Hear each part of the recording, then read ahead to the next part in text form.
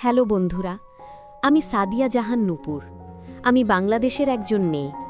আজ তোমাদের আমার জীবনের এক অসাধারণ ভালোবাসার গল্প শোনাতে এসেছি, যে গল্পে লুকিয়ে আছে অনেক প্রতীক্ষা, অনেক চাওয়া আর অবশেষে পরম প্রাপ্তির আনন্দ। তখন আমি কলেজে পড়তাম। আমার জীবনটা সাধারণ আর ৮-১০টা মেয়ের মতোই ছিল। পড়াশোনা, বন্ধুদের সাথে আড্ডা আর পরিবারের সাথে সময় কাটানো, এই ছিল আমার দৈনন্দিন রুটিন। ভালোবাসার মতো কোনো অনুভূতি তখনও আমার জীবনে সেভাবে আসেনি, বা বলা ভালো, আমি হয়তো সেভাবে কখনো ভাবিনি।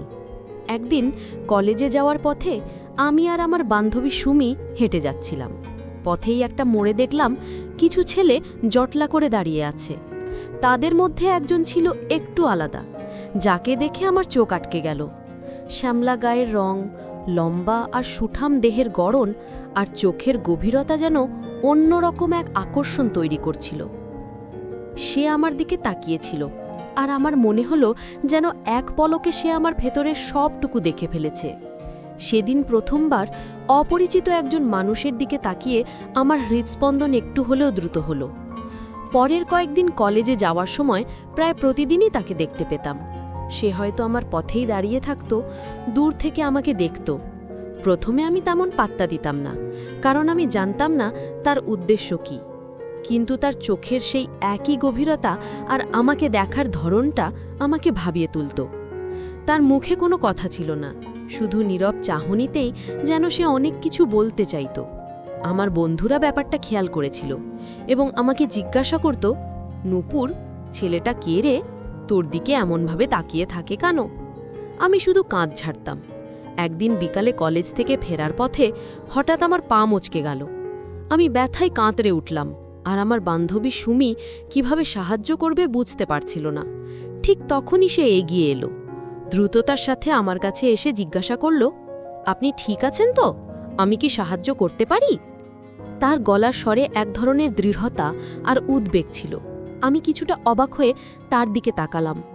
সে আমাকে সাহায্য করার জন্য এগিয়ে এলো এবং তার বন্ধুদের সহযোগিতায় আমাকে সাবধানে কলেজের গেট পর্যন্ত পৌঁছে দিল। সেই দিনটা আমার মনে গভীর ছাপ ফেলে গেল। অচেনা একজন মানুষ, যার সাথে আমার কোনো পরিচয় নেই, সে এতটা মানবিক হতে পারে? তার এই আচরণ আমাকে মুগ্ধ করল। সেদিন রাতে ঘরে ফিরেও আমি বারবার তার কথা ভাবছিলাম।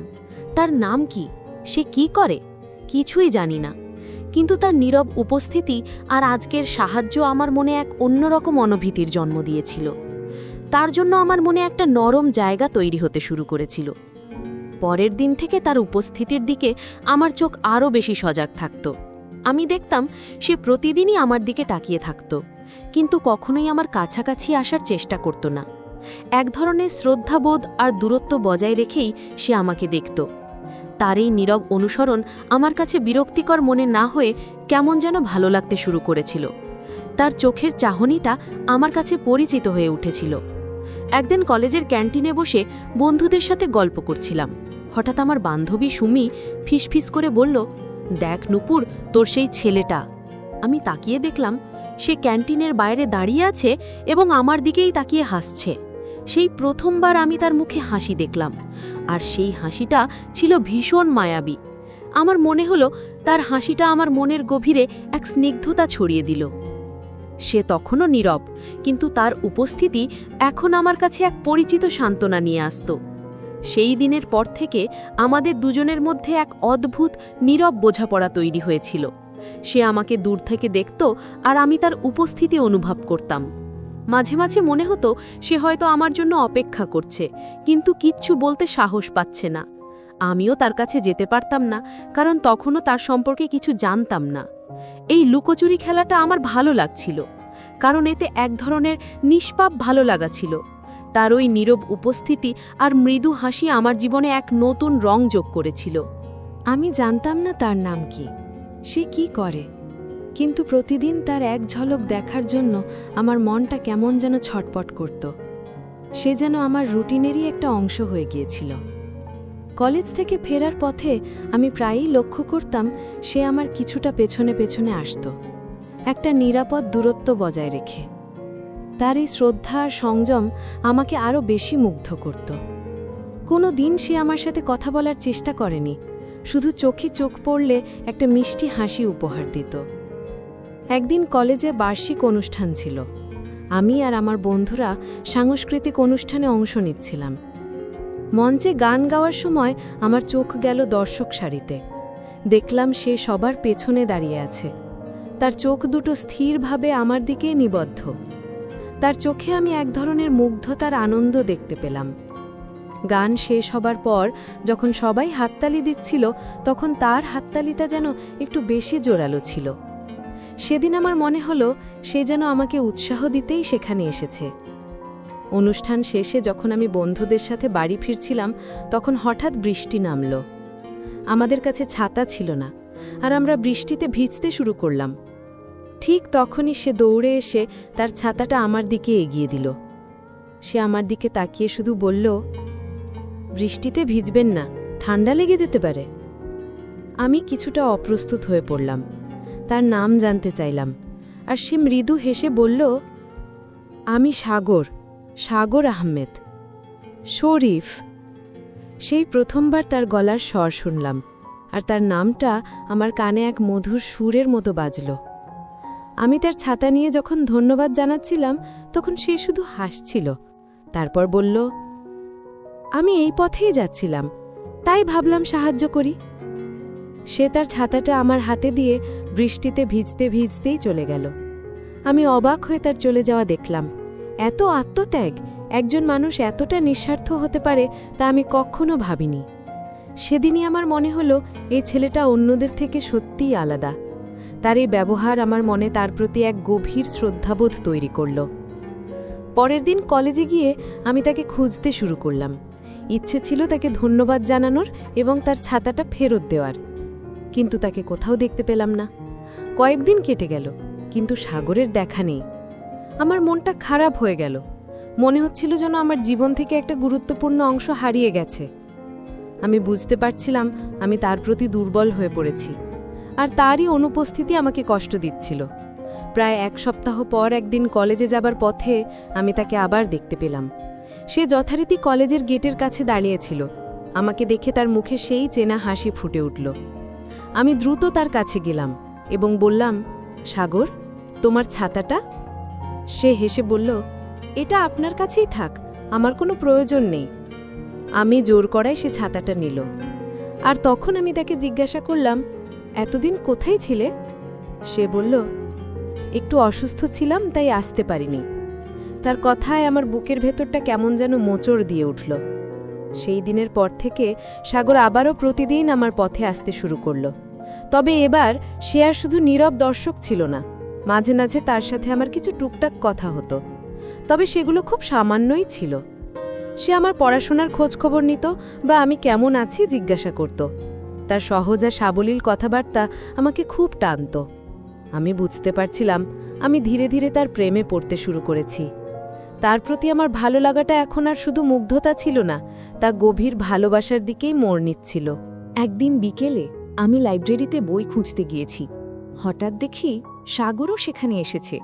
সে আমার পাশে এসে দাঁড়ালো এবং বলল, কোন বই খুঁজছেন? আমি কি সাহায্য করতে পারি? তার এই হঠাৎ উপস্থিতি আমাকে অবাক করল। সেদিন আমরা অনেকক্ষণ ধরে কথা বললাম। সে তার শখ, ভবিষ্যৎ পরিকল্পনা আর স্বপ্ন নিয়ে কথা বলল। আমি তার কথা মুগ্ধ হয়ে শুনছিলাম। তার সরলতা আর স্পষ্টতা আমাকে আরও বেশি আকৃষ্ট করল। সেদিন বুঝতে পারলাম আমি শুধু তার নীরব উপস্থিতিকেই ভালোবাসতাম না, তার ব্যক্তিত্ব আর তার ভাবনাগুলো আমাকে ভীষণভাবে আকর্ষণ করছিল। লাইব্রেরিতে সাগরের সাথে কাটানো সেই সময়টা আমার মনে এক নতুন অনুভূতি জাগিয়েছিল। তার সহজ সাবলীল কথাবার্তা, তার চিন্তা ভাবনা আর তার চোখে দেখা স্বপ্নগুলো আমাকে ভীষণভাবে আকর্ষণ করছিল।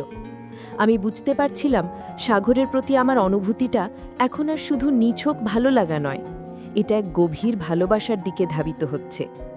সে যেন আমার জীবনের এক অবিচ্ছেদ্য অংশ হয়ে উঠছিল, আর তার অনুপস্থিতি আমাকে অস্থির করে তুলত। সাগর প্রতিদিন কলেজে আসার পথে আমার জন্য অপেক্ষা করত। আমরা এখন আর শুধু নীরব দর্শক ছিলাম না, বরং নিজেদের মধ্যে টুকটেক গল্প করতাম।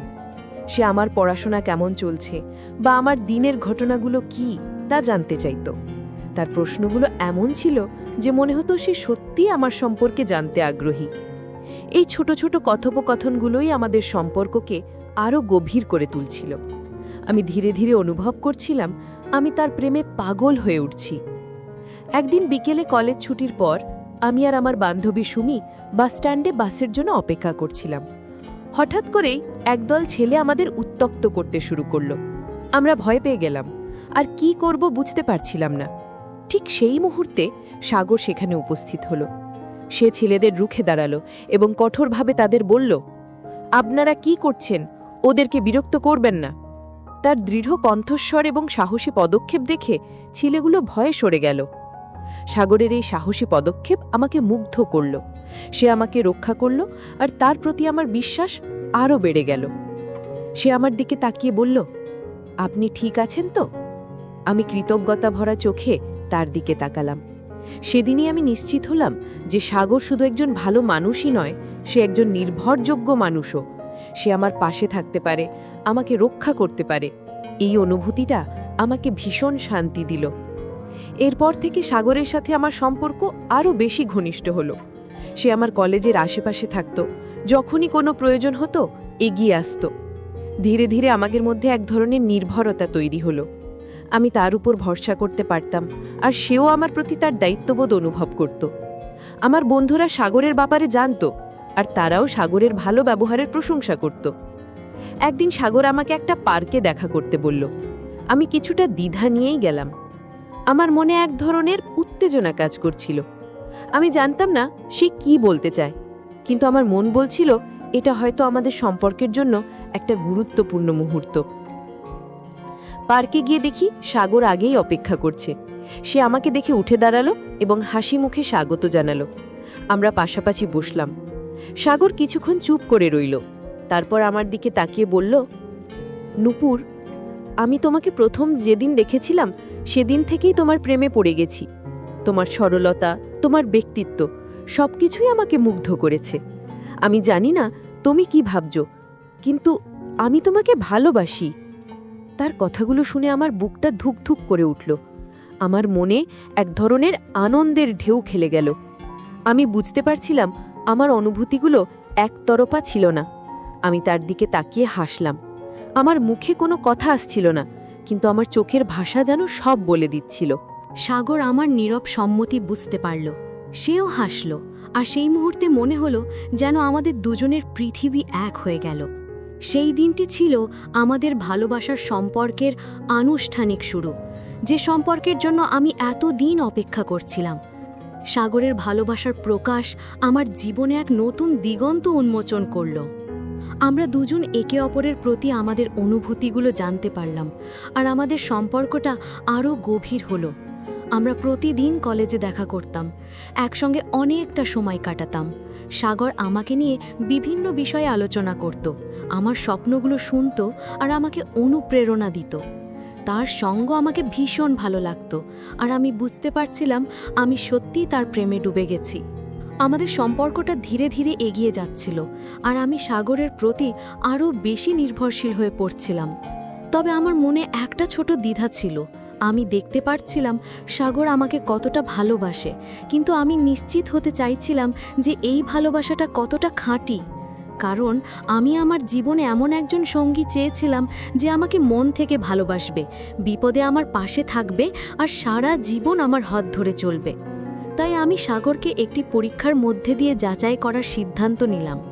একদিন আমি সাগরকে বললাম, সাগর, আমি তোমাকে ভালোবাসি, কিন্তু আমি তোমার ভালোবাসার গভীরতাটা বুঝতে চাই। আমি দেখতে চাই তুমি আমাকে কতটা মন থেকে ভালোবাসো। সাগর আমার কথা শুনে কিছুটা অবাক হলো, কিন্তু তার চোখে আমি এক ধরনের দৃঢ়তা দেখতে পেলাম। সে বলল, তুমি যা চাও আমি তাই করব। আমি প্রমাণ করব আমার ভালোবাসা কতটা খাঁটি। তার এই আত্মবিশ্বাসী উত্তর আমাকে মুগ্ধ করল। আমার পরীক্ষাটা কিছুটা ভিন্ন ধরনের ছিল। আমি সাগরকে বললাম যে আমার পরিবার আমার বিয়ে ঠিক করেছে, আর ছেলেটি বেশ অবস্থাপন্ন। আমি তাকে বোঝানোর চেষ্টা করলাম যে আমাদের সম্পর্কটা হয়তো টিকবে না, কারণ আমার পরিবারের পছন্দ অনুযায়ী আমাকে চলতে হবে। আমি তাকে বললাম, সাগর, আমাদের ভবিষ্যৎ হয়তো অনিশ্চিত, তুমি কি সত্যি আমাকে এত বেশি ভালোবাসো যে এই অনিশ্চয়তা সত্ত্বেও আমার পাশে থাকতে রাজি হবে? সাগর আমার কথা শুনে প্রথমে কিছুটা চুপ হয়ে গেল। আমি তার চোখে এক ধরনের কষ্ট দেখতে পেলাম, কিন্তু মুহূর্তের মধ্যেই সেই কষ্টটা দৃঢ় সংকল্পে রূপান্তরিত হলো। সে আমার হাত ধরে বলল, নূপুর, আমি তোমাকে ভালোবাসি। কোনো পরিস্থিতি বা কোনো সামাজিক চাপ আমাকে তোমার থেকে দূরে সরিয়ে রাখতে পারবে না। যদি সত্যি এমন কিছু হয়, আমি তোমার পরিবারের সাথে কথা বলবো, তাদের বোঝাবো, আর তোমার হাত কিছুতেই ছাড়ব না। তার কথাগুলো আমার হৃদয় গভীরভাবে দাগ কাটল। আমি সাগরকে আরও বললাম যে আমার পরিবার চায় না আমি পড়াশোনা চালিয়ে যাই, বরং তারা চায় আমি বিয়ের পর সংসারের দিকে মন দিই। এই কথাটা আমার জন্য একটা বড় পরীক্ষা ছিল, কারণ পড়াশোনা আমার কাছে খুবই গুরুত্বপূর্ণ ছিল। আমি চেয়েছিলাম দেখতে সাগর আমার স্বপ্নগুলোকে কতটা মূল্য দেয়। সাগর আমার দিকে তাকিয়ে বলল, তোমার পড়াশোনা তোমার অধিকার, তোমার স্বপ্ন। আমি তোমাকে কোনোভাবেই তোমার স্বপ্ন থেকে বঞ্চিত হতে দেব না, বরং আমি চাই তুমি আরও বড় হও, তোমার স্বপ্ন পূরণ করো। সাগরের এই উত্তরগুলো আমাকে এতটাই প্রভাবিত করল যে আমার আর কোনো সন্দেহ রইল না। আমি বুঝতে পারছিলাম সাগর সত্যি আমাকে মন থেকে ভালোবাসে। সে আমার স্বপ্নগুলোকে মূল্য দেয়, আমার পাশে দাঁড়াতে প্রস্তুত, আর আমাকে যে কোনো প্রতিকূলতা থেকে রক্ষা করতে চায়। তার ভালোবাসা নিঃস্বার্থ আর গভীর ছিল, যা আমি এতদিন খুঁজেছিলাম। আমি সেদিনই নিশ্চিত হলাম যে সাগরই সেই মানুষ যাকে আমি সারা জীবন পাশে চেয়েছিলাম। আমার এই পরীক্ষাটা ছিল আমার জীবনের সবচেয়ে গুরুত্বপূর্ণ সিদ্ধান্তগুলোর মধ্যে একটি। সাগরের কথায়, তার ধৈর্যে এবং আমার স্বপ্নগুলোর প্রতি তার শ্রদ্ধাবোধে এক ধরনের মানসিক শান্তি পেলাম।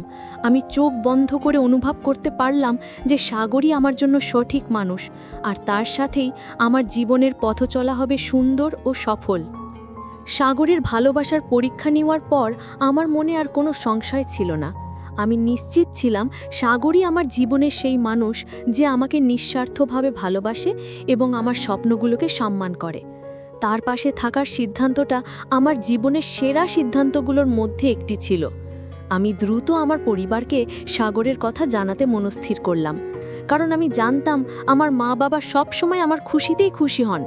প্রথমে একটু চিন্তায় ছিলাম, কারণ সাগরের সাথে আমাদের পরিচয়ের ধরনটা কিছুটা ভিন্ন ছিল, কিন্তু যখন আমি আমার মা বাবাকে সব খুলে বললাম, তারা সাগরের ধৈর্য, সাহস আর আমার প্রতি তার ভালোবাসার কথা শুনে খুব খুশি হলেন। তারা বললেন, ভালোবাসা যদি খাঁটি হয় তবে তার সব বাধাই পেরিয়ে যায়। তারা সাগরের সাথে দেখা করতে চাইলেন, আর আমি সাগরের পরিবারকেও আমাদের সম্পর্কের কথা জানানোর জন্য বললাম। উভয় পরিবারই খুব ইতিবাচকভাবে আমাদের সম্পর্ককে গ্রহণ করল, যা আমাদের জন্য এক বিরাট স্বস্তির ছিল। পরিবারগুলোর সম্মতির পর আমাদের বিয়ের আয়োজন শুরু হলো। দিনগুলো যেন স্বপ্নের মতো কাটছিল। সাগরের চোখে আমি আমার প্রতি গভীর ভালোবাসা আর শ্রদ্ধাবোধ দেখতে পেতাম, যা আমাকে আরও বেশি অনুপ্রাণিত করত। বিয়ের কেনাকাটা, আত্মীয় স্বজনের আনাগোনা আর চারপাশের উৎসবমুখর পরিবেশ সবকিছু আমাকে এক অনির্বাচনীয় আনন্দ দিচ্ছিল। আমি অনুভব করছিলাম আমার জীবনের সবচেয়ে সুন্দর অধ্যায়টি শুরু হতে চলেছে। বিয়ের দিনটি ছিল আমার জীবনের সবচেয়ে স্মরণীয় দিন। লাল বেনারসি শাড়ি আর ঝলমলে গয়নায় আমি সেজেছিলাম। যখন আমি বিয়ের মণ্ডপে প্রবেশ করছিলাম, তখন সাগরের চোখে দেখলাম এক ধরনের মুগ্ধতা আর আনন্দ। সে আমার দিকে তাকিয়ে মৃদু হাসল, আর আমি জানতাম যে এই হাসিটাই আমার সারা জীবনের সঙ্গী। আমাদের বিয়ে সম্পূর্ণ হলো এক আনন্দঘন পরিবেশে, পরিবারের সকলের আশীর্বাদ নিয়ে। বিয়ের পর আমাদের নতুন জীবন শুরু হলো। বাসর রাতে সাগর আমার হাত ধরে বলল, নূপুর, তুমি আমার জীবনের সবচেয়ে বড় স্বপ্ন।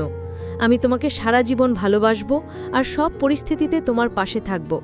তার কথাগুলো আমার হৃদয় ছুঁয়ে গেল। আমাদের নতুন সংসার ছিল ভালোবাসায় পরিপূর্ণ। সাগর ছিল ভীষণ যত্নশীল আর সহযোগী। সে আমার পড়াশোনা চালিয়ে যাওয়ার জন্য আমাকে সব ধরনের সমর্থন দিত, যা আমাকে নতুন করে শক্তি যোগাত। আমাদের দিনগুলো কাটতে লাগলো সুখ আর ভালোবাসার মধ্য দিয়ে। সাগর তার কাজ আর আমাকে নিয়েই থাকত। আমরা একসঙ্গে ঘুরতে যেতাম, সিনেমা দেখতাম আর নতুন নতুন রেসিপি নিয়ে রান্না করতাম। সে আমার ছোট ছোট চাওয়াগুলোকেও গুরুত্ব দিত, আর আমার ভালো লাগা মন্দ লাগাগুলো বোঝার চেষ্টা করত। তার সাথে কাটানো প্রতিটি মুহূর্ত যেন এক একটি স্মৃতি, যা আমাদের সম্পর্ককে আরও মজবুত করত। সুখের সংসার বলতে যা বোঝায় আমাদের জীবন তেমনই হয়ে উঠেছিল।